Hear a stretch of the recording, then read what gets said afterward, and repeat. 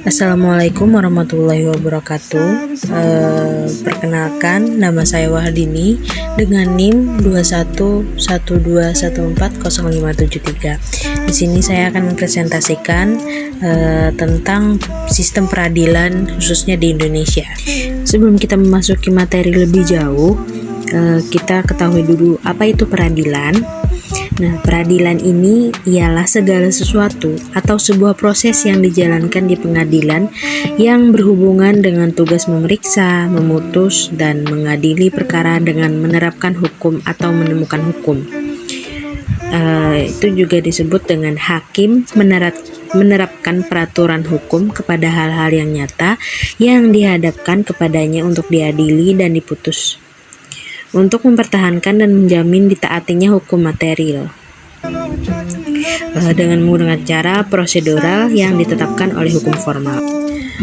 Baik, pembahasan selanjutnya akan kita bahas yaitu mengenai sejarah berkembangnya peradilan di Indonesia.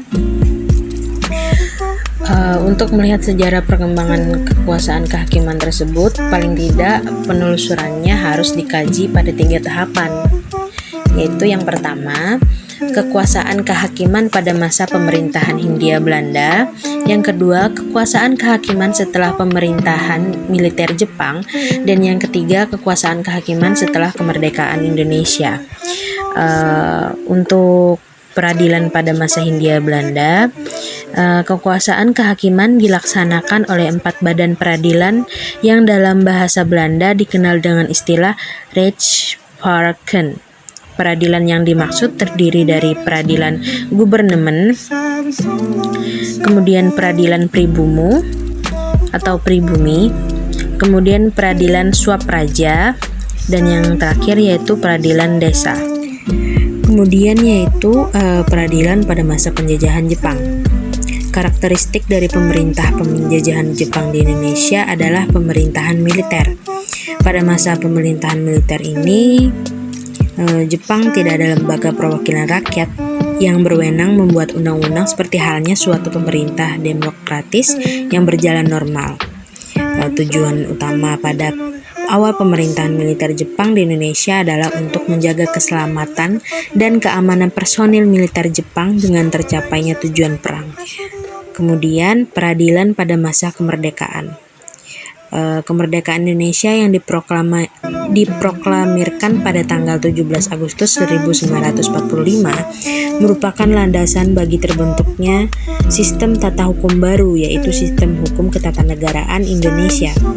Dengan sistem hukum baru tersebut, bangsa Indonesia bertekad untuk mengganti seluruh sistem hukum kolonial dengan sistem hukum nasional Indonesia. Hal ini merupakan konsekuensi atau konsekuensi suatu negara merdeka yang dengan bebas berhak mengatur sendiri tata negara dan tata hukumnya. Seiring dengan tekad itu, bangsa Indonesia melalui PPKI atau Panitia Persiapan Kemerdekaan Indonesia pada tanggal 18 Agustus 1945 mensyahkan berlakunya suatu undang-undang yang rancangannya berasal dari karya BPUPKI yang berupa rancangan Mukaddimah dan rancangan batang tubuh UUD.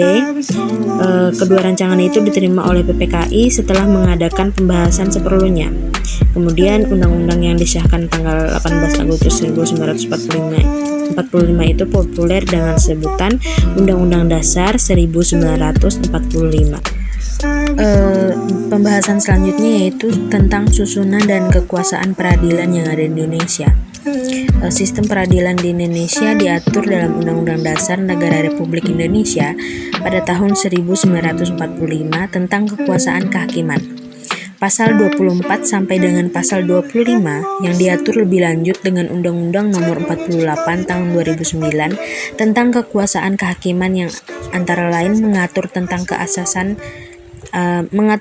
asas-asas penyelenggaraan kekuasaan kehakiman, pelaku kekuasaan kehakiman, pengangkatan dan pemberhentian hakim dan hakim konstitusi, badan-badan lain yang fungsinya berkaitan dengan kekuasaan kehakiman, pengawasan hakim dan hakim konstitusi, pejabat peradilan, jaminan keamanan dan kesejahteraan hakim, putusan pengadilan, pelaksanaan putusan pengadilan, bantuan hukum, dan penyelesaian sengketa di luar pengadilan. Kemudian susunan-susunannya yaitu yang pertama ada Mahkamah Agung. Mahkamah Agung Republik Indonesia adalah suatu kekuasaan kehakiman di Indonesia.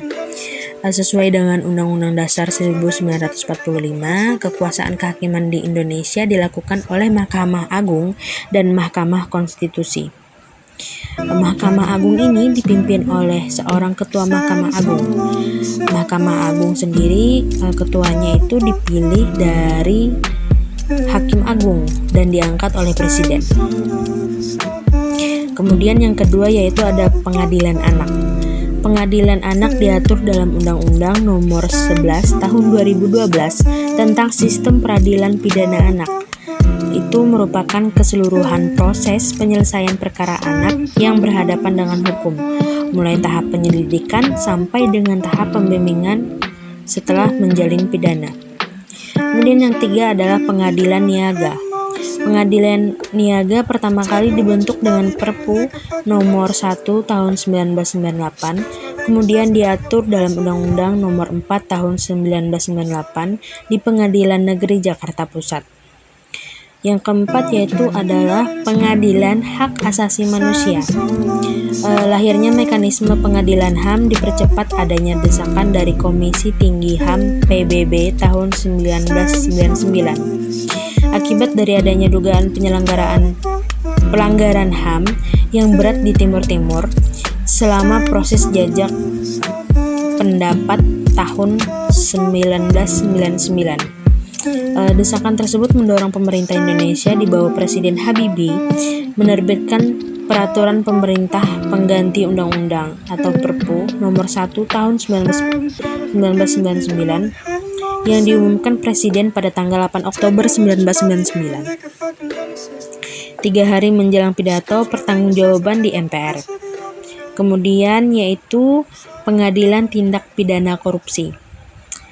Pengadilan Tindak Pidana Korupsi yang dibentuk berdasarkan ketentuan Pasal 53 Undang-Undang Nomor 30 Tahun 2002 tentang Komisi Pemberantasan Tindak Pidana Korupsi berdasarkan putusan Mahkamah Konstitusi Nomor 012, 016, 019 PUU strip 1V _2006 tanggal 19 Desember 2006 dinyatakan bertentangan dengan Undang-Undang Dasar Negara Republik Indonesia tahun 1945.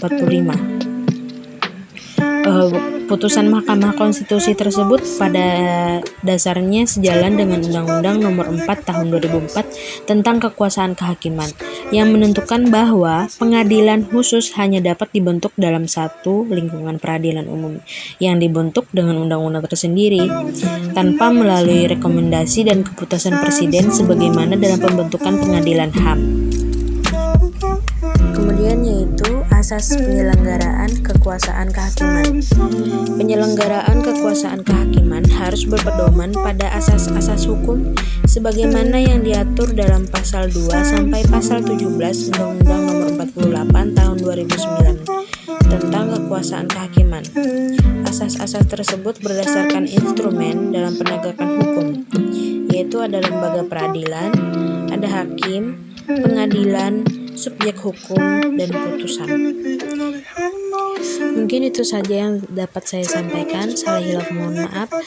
Wabillahi taufiq wal hidayah. Wassalamualaikum warahmatullahi wabarakatuh.